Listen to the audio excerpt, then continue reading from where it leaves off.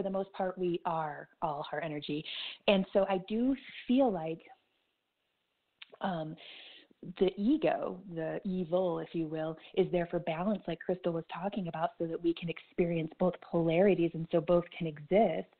But I do believe that to come across straight demonic energy is pretty rare. Now, I don't do this for a living. Crystal is more into this realm and does more ghost walks and works with this kind of energy a little bit more than I do. But you can have a narcissist, and of course you're going to be mad at him because he broke your heart, and you're going to call him a demon. No, he's just a potential empath that turned narcissist because of a narcissistic parent, or just a highly egoic soul experiencing karma from their angle. That's not demonic. It's just learning. So a narcissist isn't an evil seed in the non-physical. It's just experiencing a human incarnation because it might have fucked up a few times in parallel lives and wants to come back and really put their feet to the fire and try to move through some heavy stuff. I don't know. It depends on what their intention is. But I do feel like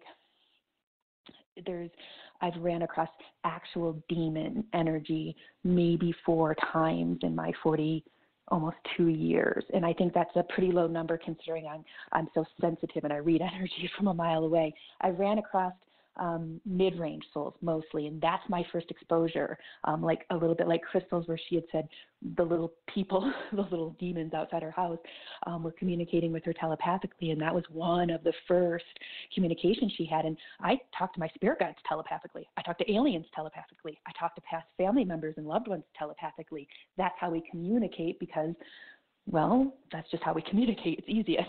And I feel like my first exposure to actually communicating with an entity was a mid-range to low-range, not demonic, but lower-range entity, because my spirit guides were like, you have to start knowing all the ranges. You're used to us. We're like high-vibed, angelic. You handpicked us before you incarnated, and you're a spiritual leader and healer.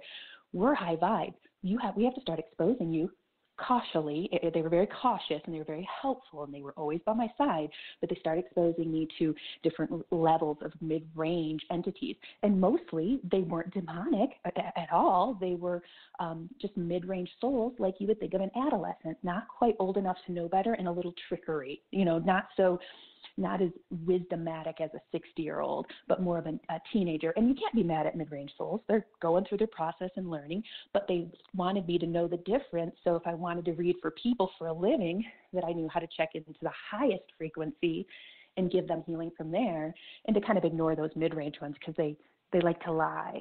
They like to trick and kind of tell you stories and stuff. So I learned right away. They act drunk. Yeah. No, not drunk. Trump. Trump. Well, yeah, that too. Okay. A drunk Trump? Oh my God! Thank God he doesn't drink. I'm surprised he doesn't drink. Maybe he doesn't. We just don't. Maybe he's just a closet alcoholic, and that's why his face is so fluffy. And he's got those bags under his eyes. I heard, and he's and flush. He is Cheeto. He is Cheeto. He's pure like I roll in a bath of Cheeto dust. He is pretty orange. Pretty orange. He's got this special makeup stuff that he wears so he doesn't look so old. So we can't see his liver spots. So we can't see his liver spots, and he's got a nice color to him, or at least he thinks it's nice. Yeah, apparently the people who have done his laundry find the orange stuff all over his collars and stuff. And yeah. And then did you see the picture where his hair blew back and they had a picture of it and it was like a perfect circle around his face? Yeah, that was great. Oh my God. Surprising. Oh my God. So when it comes to these spirit, like what fascinates me most about it is that, okay, no matter where anybody is in their time and time even has me like, okay, because you and I have talked about this, Jenny, about time is an illusion. There's not a past or a future. It's all happened simultaneously. Right now. So it's not like, so where is it that people are evolving or devolving? Because it really seems like, it's confusing. It really is, because if you think about it, it's not like a sense of, and Jesus, I'm going up and down with it. But you said like you've had multiple lifetimes in the '60s because you like to go back there and you have, and I'm like, okay, well that makes sense. Okay, but if we're evolving to something, how is it that we're evolving if we can just if it chooses to devolve, we can go through that experience.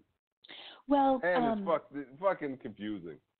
Well, and that's the thing. Our human minds are linear, and it's hard to make sense of this construct not even being real. And again, you said it beautifully. The easiest way to understand it is they're not past or present. They're all simultaneously happening right now. Forever now. There's only now. You hear people talking about it. It's big spiritual understanding.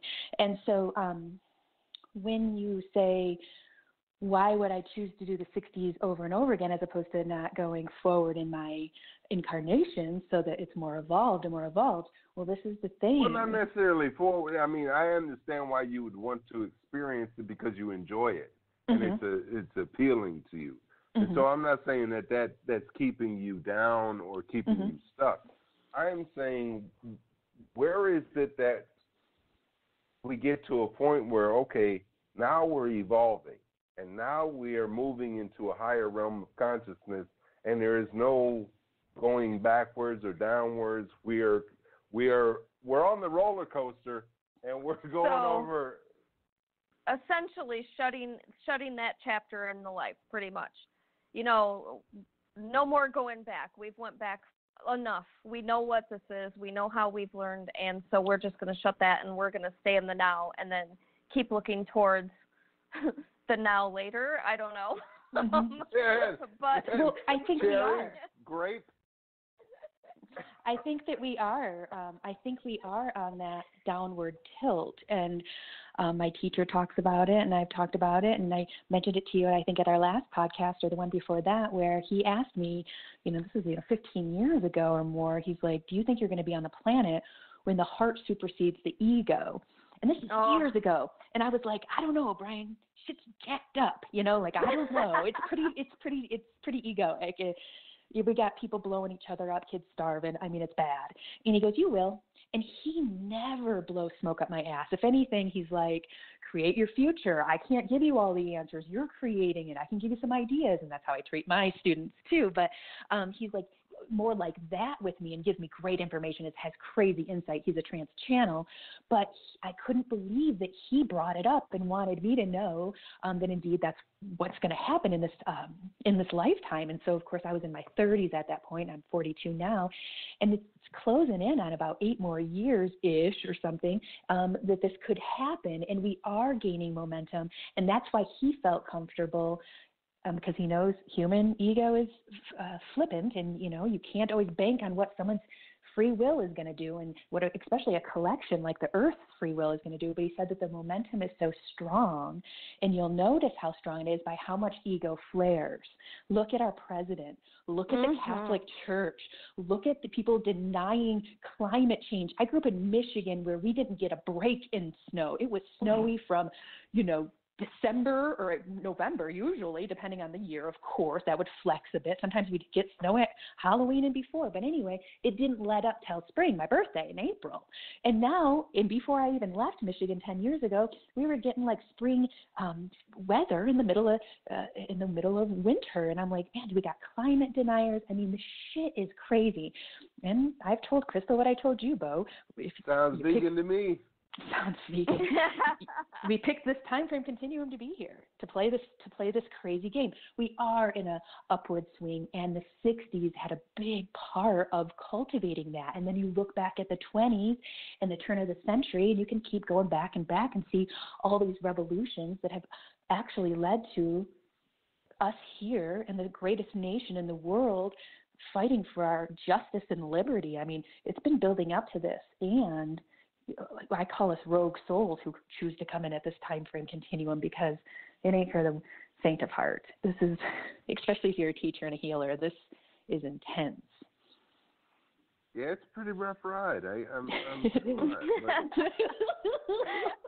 but at the same time, I mean, there's also an underlining knowing that you're just here to participate. You know what I mean?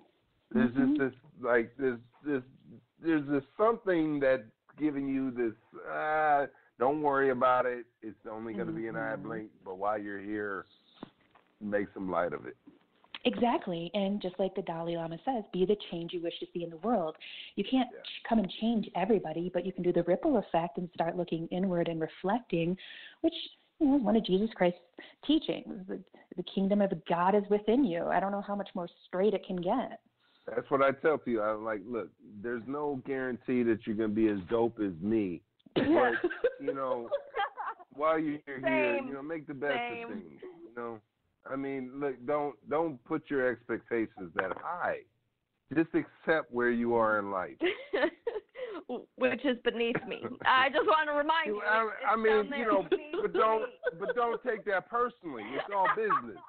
If you take offense to that, that's on you.